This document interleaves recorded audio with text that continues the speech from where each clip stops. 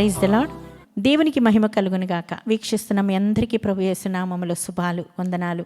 వాక్య ధ్యానంలోనికి వెళ్దామా? మార్కు సువార్త 10వ అధ్యాయంలో ఒక వ్యక్తి పరిగెత్తుకుంటూ యేసుప్రభు వారి దగ్గరికి వచ్చి, సద్బోధకుడా, నిత్య జీవం పొందాలంటే నేనేం చేయాలి అని అడుగుతాడు. అప్పుడు యేసుప్రభు వారు అంటారు, నరహత్య చేయవద్దు, వ్యభిచరించొద్దు, దొంగతనము చేయవద్దు, ఇతరులను మోసపరచవద్దు అని ఇవన్నీ చెప్తూ నీ తల్లిదండ్రులను సన్మానించాలి అని చెప్తున్నప్పుడు అతను అంటాడు కదా, ఇవన్నీ నేను బాల్యం నుంచి చేస్తున్నవే కదా అంటాడు. అప్పుడు యేసుప్రభు వారు అంటారు, అయితే నీకు కలిగి ఉన్న వాటిని అమ్మి బీదలకు ఇవ్వు అంటాడు. అలా అన్నప్పుడు అతను వ్యసన పడిపోతాడు, మొహం చిన్నబుచ్చుకుంటాడు.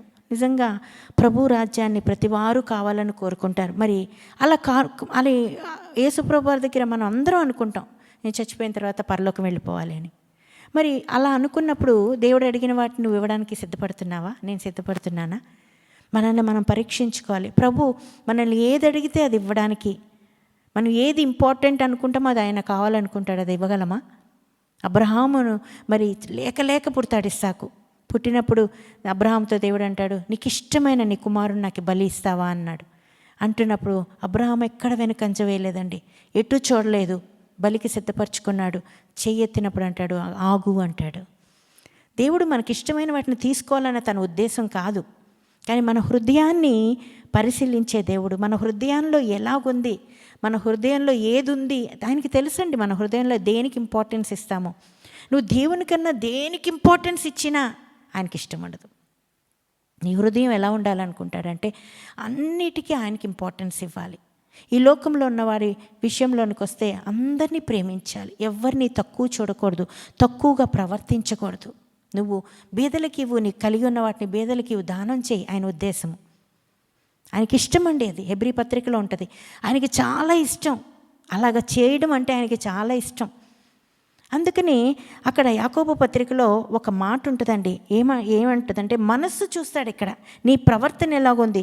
2వ అధ్యాయంలో చూస్తే దేవుని యొక్క మహిమను మనం పొందాలంటే విశ్వాస విషయంలో మేము ఎలాగున్నామంట, మనము విశ్వాసంగా ఉన్నామని కాదండి. 2వ వచనంలో చూస్తే బంగారము అయితే ఇక్కడ ఉంటుంది చూడండి, ఎలానగా బంగారు ఉంగరం పెట్టుకొని ప్రశస్త వస్త్రము ధరించుకునే ఒకడు మీ సమాజ మందిరంలోనికి వచ్చినప్పుడు, మురికి బట్టలు కట్టుకున్న దరిద్రుడు లోపలికి వచ్చిన ఎడల మీరు ప్రశస్త వస్త్రము ధరించుకున్న వారికే చూచి సన్మానించి నీవెక్కడ కూర్చో అంటామంట మనం.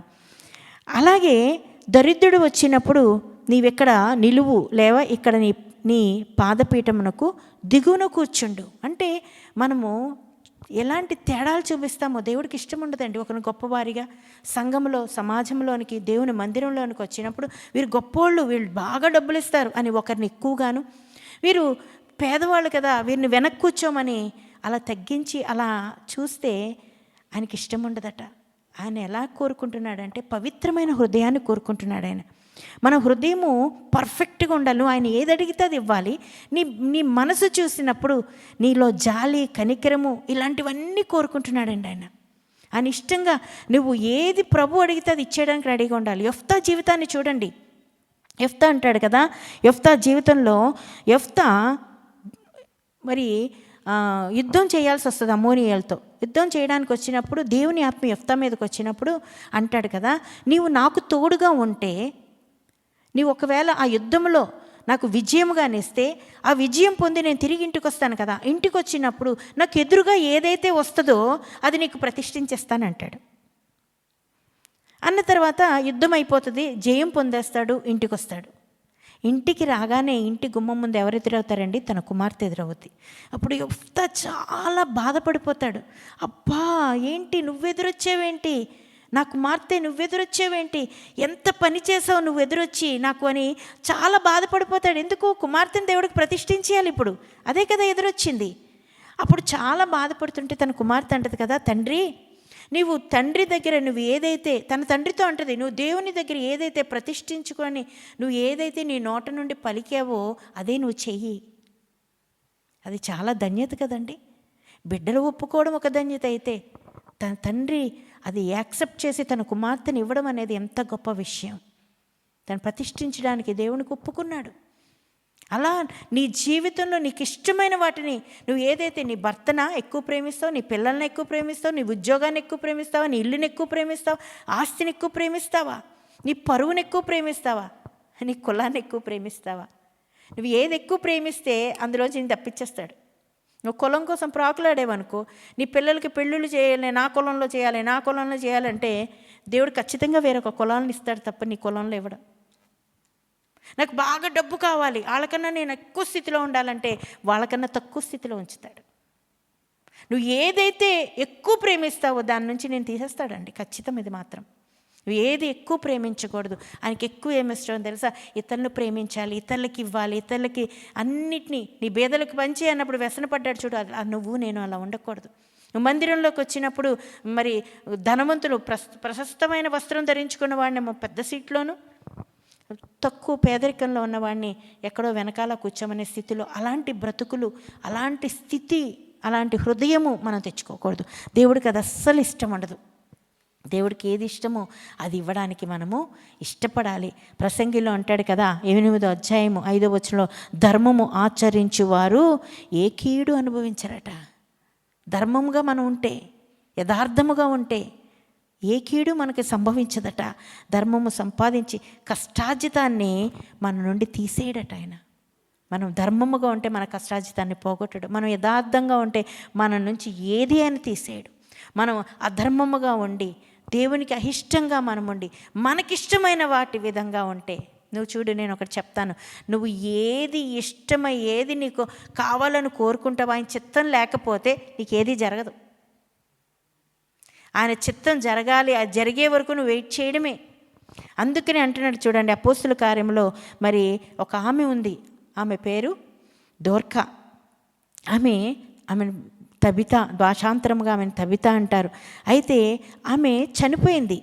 చనిపోయినప్పుడు ఆమె చేసిన ఉపకారాలకి చుట్టూ ఉన్న అనేక మంది, ఆమెకంట వృద్ధాప్యంలో ఉన్న వారికి బట్టలు, పిల్లలకి బట్టలు కుట్టి అందరినీ ప్రేమించేదంట. ముసలి వాళ్ళకి మంచి మంచి బట్టలు, వస్త్రాలు కుట్టించి ఇచ్చారు. ఆమె చనిపోయింది. ఒకరోజు కాయిలా పడి చనిపోతే వీళ్ళందరూ ఏడుస్తున్నారు ఆమె బ్రతకాలని.